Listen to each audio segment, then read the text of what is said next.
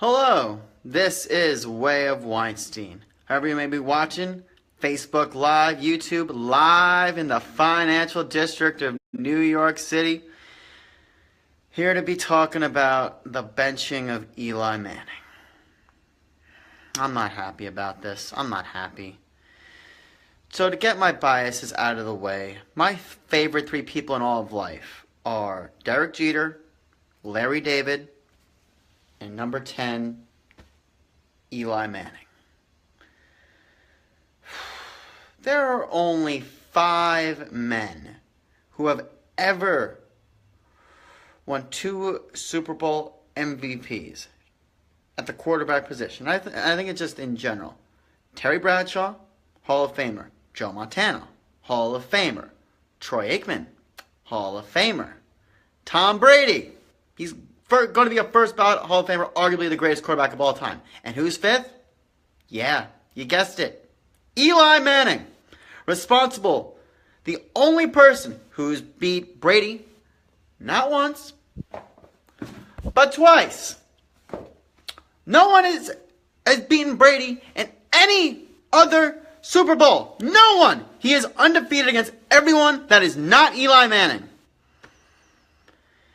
And now, yeah, am I going to say that has Eli tailed off a little bit this year? Yeah, he has. Eli is not what he used to be because Eli is going to be 37 in January. But here's the thing with Eli. He has by far the worst offensive line in football. Beckham's out. All his other guys are out. He's got no running games. What do you expect a quarterback to do with no offensive line, no receivers, no running back, and the class that Eli Manning has from Ben McAdoo, more like Ben Maca, who the hell do you think you are to disrespect 2-time Super Bowl MVP Eli Manning like that?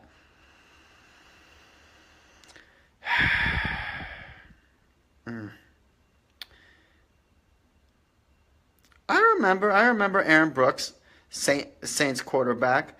Now here's the thing. I hear you, Lyndon. Now, granted, all season long, I'm going to get to my next point. But Lyndon, I appreciate your comment. Hope all is well with doing the meteorology. Hope all is well. Congrats on the baby. So here's the thing. I have been rooting all season long for the Giants to lose their games and tank the season, for them to get Sam Darnold, who I have been a USC fan because my dad, whose birthday is today, Dad, happy birthday. Hope you're having a fun time at the Islanders game.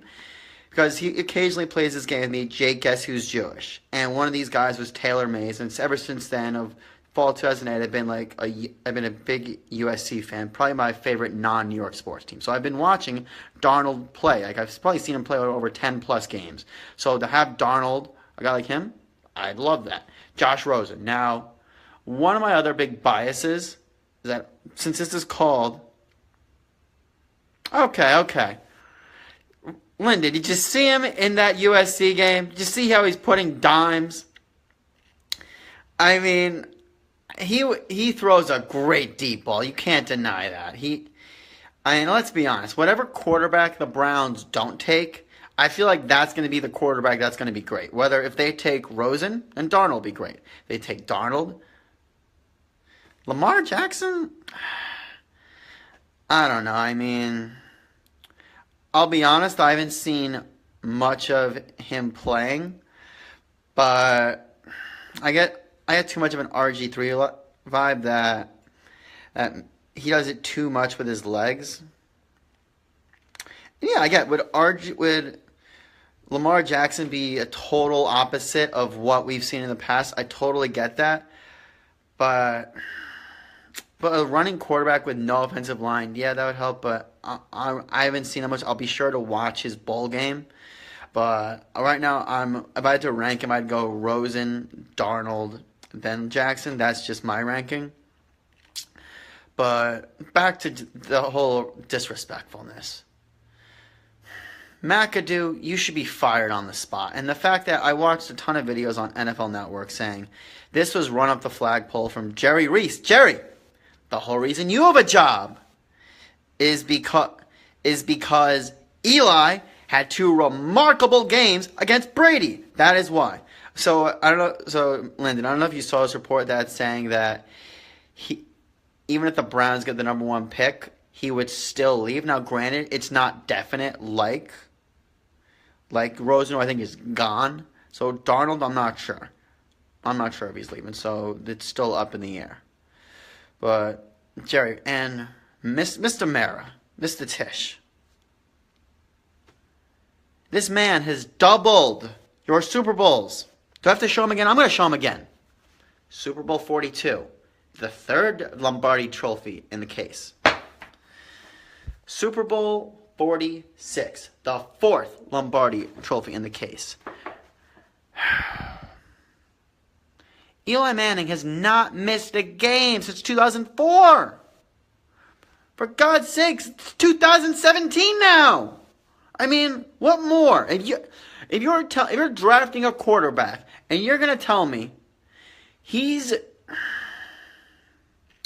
going to start over 200 games for you in a row, be reliable, going to have you have a chance to win every Sunday, and he's going to win you 2 Super Bowls. It's not like he wasn't integral. He was the MVP to them. Both Giants were down late, drove down the field, made remarkable plays. The Tyree play, the Manningham throw and catch.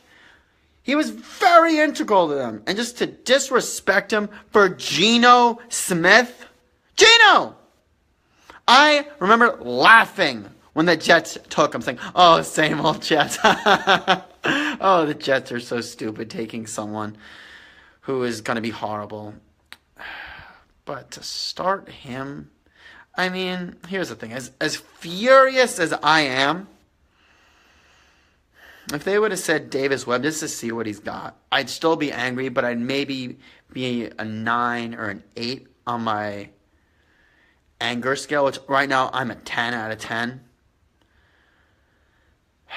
And I got to give Eli props. I mean, you could see he looked heartbroken. I mean, he's done everything for this organization. He's done everything. He was fantastic with relief for Sandy. He's done a fantastic job. Walter Payton Man of the Year, just being with kids in the hospital. He's just been an outstanding citizen, a true just embodiment of what it is to be a New York Giant.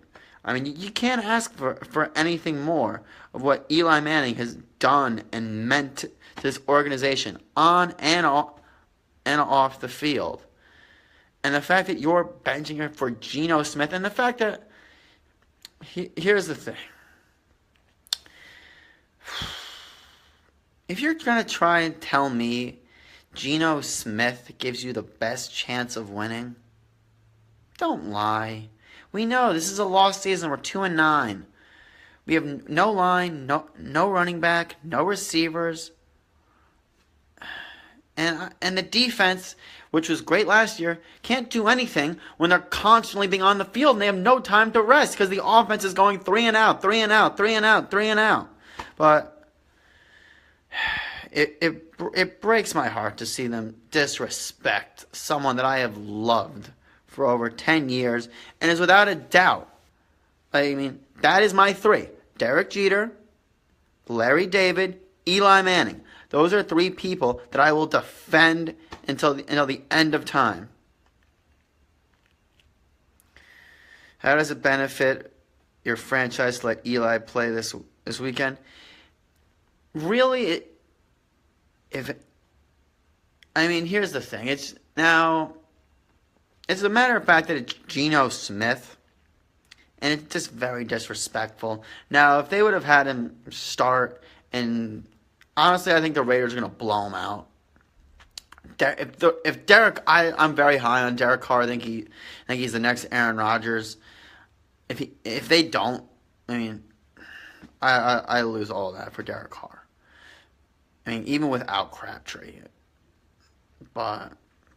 And just the respect that Eli's done everything for this organization, and it's just so shameful what McAdoo has done. McAdoo needs to be gone. Jerry Reese gone. Mara, clean house, clean it. Get a broom, and clean house. Granted, winning right now is not in the Giants' best interest, but you still give him that chance because Eli is a class act.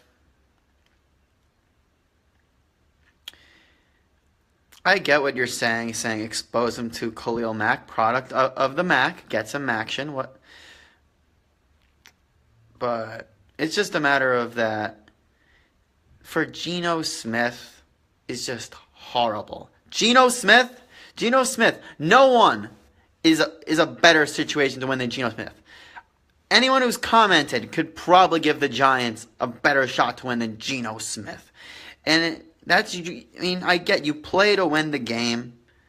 So, that's what the players do. As a fan, I can say, hey, Giants, it may be in your best interest to lose this game to try to get Darnold or Rosen. But as a player, the players aren't thinking like that. They're thinking of their jobs, and they don't lay down so some 22-year-old can hopefully get the Giants the one for the thumb.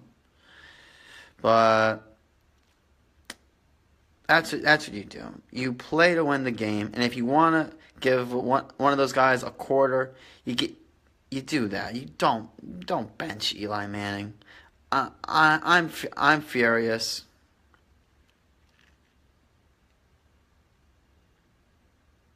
First off,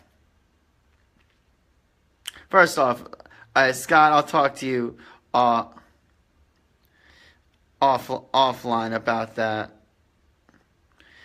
And I only liked him as a player.